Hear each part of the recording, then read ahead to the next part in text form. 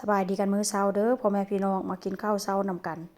มื้อนี้ก็ค่อนข้างจะตื่นเช้าแดดจักหน่อยตื่นตอน7 โมงเช้าพุ่นล่ะมื้อนี้นะตื่นมาแล้วก็มาห้ากะเกียมเก็บเสื้อผ้าสิไปหาชุดหล่ออยู่บ้านสวนหลังจากเก็บเสื้อผ้าแล้วก็จิมาต้มปลาพี่น้องต้มแซ่บปลาแล้วก็จิแบบว่าจิต้มแซ่บกินแซ่บๆสดน้ำร้อนๆว่าซั่นซะทั้งที่ว่าอากาศร้อนแต่ว่าก็คิดว่าอยากกินเนาะมื้อนี้ก็บ่ได้ต้มใส่หยังหลายเด้อมื้อนี้เด้อใส่หัวสิงไข่ใส่พริกใส่เกลือ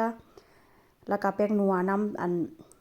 ำตาลน้อยนึงอันที่ว่าบ่ใส่ก็ว่าสิบ่ใส่บุน้ำตาลน้ำปลาแล้วก็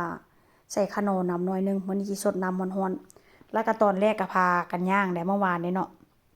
ค่อยก็พากันย่างไปซื้อหัวหอมต้นหอมผักชีย่างไปฮอดพวกก็เว้าเด้เจ้าสิซื้อมาเฮ็ดหยังซื้อแล้วก็เจ้าต้องไปอยู่บ้านสวนประมาณอาทิตย์นึง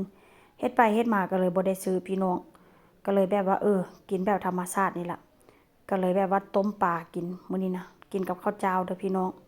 ก็มีเห็ดอยู่ได้แต่ว่าเห็ดท่านก็เอาไปเฮ็ดแจ่วหมดละเฮ็ดแจ่วกินเมื่อวานนี่ก็ถือว่าค่อนข้างแซ่บพี่น้องเพราะว่าโดนๆก็ต้มกินเทื่อนึงแต่ว่าก็คือสิกินบ่หมดดอกเพราะว่าหยังค่อยสิต้มแล้วค่อยก็จิกินครึ่งนึงแล้วก็จิหลังจากมันเช้าร้อนแล้วก็จิแช่แข็งไว้เอาใส่ตู้ฟรีซตู้แช่แข็งไว้เพราะว่ามาก็จิมีกับข้าวกินว่าซั่นซะแล้วอีกอย่างไปหลายมื้อจังซี่ก็บ่อยากกินอาหารบ้านเฮาได้พี่น้องไปอยู่นำย่านี่ก็ย่าเฮ็ดหยังให้กินก็เพิ่นเฮ็ดหยังเพิ่นพาเฮ็ดหยังก็กินอันนั้นว่าซั่นซะบ่อยากกินแบบดนๆก็กินอาหารฝรั่งก็แซ่บอยู่แต่ว่ากินได้แต่ว่าบ่เกินอาทิตย์นึงเด้ถ้าเลยอาทิตย์นึงไปนี่บ่อยากกินแล้วพี่น้องอาหารฝรั่งก็ได้แต่ว่าเป็นพวกแบบสลัดเป็นพวกแบบต้มสุกต้มทงต้มถั่วก็สามารถกินได้เด้เมื่อก่อนนี่ก็3-4 มื้อนี่ก็กินบ่ได้แล้วแต่ว่าเดี๋ยวนี้ก็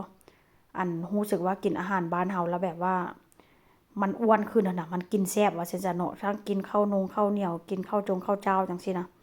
ข้อยก็เลยแบบว่าไปอยู่บ้านสวนกับย่าก็กินอาหารฝรั่งก็ถือว่าบ่ได้หนักท้องหลายก็ถือแบบว่าลดน้ำหนักไปในตัวว่าซั่นซะพี่น้องข้อยก็เลยแบบว่าบ่ได้ข้นไปได้เมื่อก่อนนั้นข้นได้เป็นพวกกับข้าวกับน้ำเป็นอาหารแบบว่าลาวๆหั้นน่ะข้นไปเฮ็ดพุ่นเฮ็ดไปเฮ็ดมาข้อยก็เลยแบบว่าบ่ต้องข้นไปดอกกินอาหารฝรั่งเอามันก็อยู่ท้องละ หันบ่อยู่ท้องก็พยายามกินขนมปังเข้าไปเพราะว่ามันค่อนข้างกินแล้วก็มันบ่ได้หนักหลายอะนะแล้วก็เฮ็ดให้หน้าท้องเฮาแบบว่ามันบ่ขยายมันบ่ใหญ่หลายว่าซั่นซะพี่น้องตื่นเช้ามาก็รู้สึกว่าหน้าท้องมันแบนถ้าหากว่ากินอาหารบ้านเฮานี่ตื่นเช้ามาหน้าท้องก็ยังคือเก่าเพราะว่ามันกินหลายมันกินแซ่บกินนัวเพราะฉะนั้นแล้วไปอาทิตย์นึงนี้ก็จะบ่คนอาหารลาวไปเด้อพี่น้องยกเว้นว่ามาม่ามาม่าไปต้มแบบง่ายๆได้อยู่ นี่ละมื้อนี้ค่อยก็จะกินราดเข้าแบบนี้เลยพี่น้อง